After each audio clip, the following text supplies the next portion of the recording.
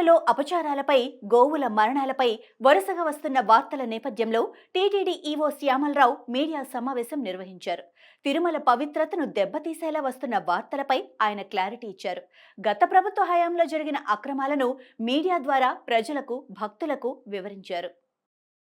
June 2024లో ఈవోగా బాధ్యతలు తీసుకునే ముందు సీఎంను కలిశానని చెప్పిన శ్యామలరావు, టీటీడీలో వ్యవస్థలు పాడయ్యాయి, వాటిని సరిచేయాలని సీఎం చంద్రబాబు తనతో చెప్పారన్నారు. 10 నెలల్లో ఎన్నో ప్రక్షాళన కార్యక్రమాలు చేపట్టామన్నారు. టీటీడీ ఐటీ విభాగంలో ఉన్నత స్థాయి అధికారి నియామకంలో నిబంధనలు గాలికొదిలేశారని, జీఎం స్థాయి అధికారి నియామకాల్లో అక్రమాలకు పాల్పడ్డారని అన్నారు. ఐటీ విభాగం వైఫల్యంతో భారీగా అక్రమాలు జరిగాయన్న శ్యామలరావు, ఒక దళారి 50 సార్లు ఆర్జిత సేవలు టికెట్ పొందారన్నారు. తిరుమల దర్శనం టికెట్ల వ్యవహారాన్ని బ్రోకర్ల హెవెన్గా మార్చారని, తాము వచ్చిన తర్వాత ప్రక్షాళన చేసి పోలీస్, విజిలెన్స్ విభాగం నుంచి చర్యలు తీసుకున్నామన్నారు. గడిచిన 5 ఏళ్లలో వ్యవస్థలో ఎన్నో అక్రమాలు చోటు చేసుకున్నాయన్నారు శ్యామలరావు. ఆవు నెయ్యిలో కల్తీ జరిగిందన్న విషయం స్పష్టంగా ఉందని, వెజిటబుల్ ఫ్యాట్స్ కలిసిన కారణంగా విఆర్ డైరీని బ్లాక్ లిస్టులో పెట్టామని అన్నారు.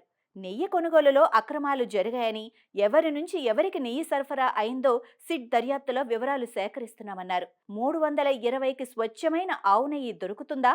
ఆలోచించాలి కదా. క్వాలిటీ కంట్రోల్ వ్యవస్థ పెట్టుకోవద్దా అని ఈవో ప్రశ్నించారు. అన్నప్రసాదంలో నాణ్యత లోపించిందని, స్వామివారి ప్రసాదాల విషయంలో నాణ్యత పెంచడానికి వ్యవస్థను ప్రక్షాళన చేయటం జరిగిందన్నారు. శ్రీవారికి పెట్టే నైవేద్యాలు ఎంత పవిత్రంగా చూసుకోవాలన్న శ్యామలరావు, ఇప్పుడు స్వచ్ఛమైన నెయ్యితో ప్రసాదాలు తయారు చేస్తున్నామని చెప్పారు.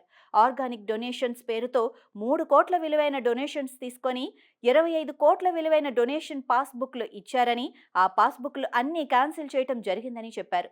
3 కోట్ల విలువైన సరుకులకు 25 కోట్లు చెల్లించారన్నారు. క్వాలిటీ కంట్రోల్ లేదన్న విషయం విజిలెన్స్ ఎంక్వైరీ చేస్తే రైతులే ఒప్పుకున్నారని తెలిపారు. భక్తుల మనోభావాలకు అనుగుణంగా మౌలిక వసతులు మెరుగుపరిచామన్న ఈవో, గోశాలలో కూడా ఎన్నో అవకతవకలు, అక్రమాలు ఉన్నాయన్నారు.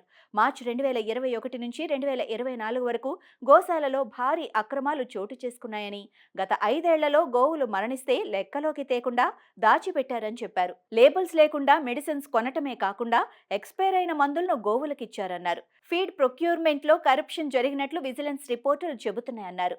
ఆవులు లేని ఫార్మ్స్ పేరుతో కూడా టెండర్లు పిలిచి ఫీడ్ ప్రొక్యూర్ చేయటం ద్వారా నిధులు దుర్వినియోగం జరిగిందన్నారు.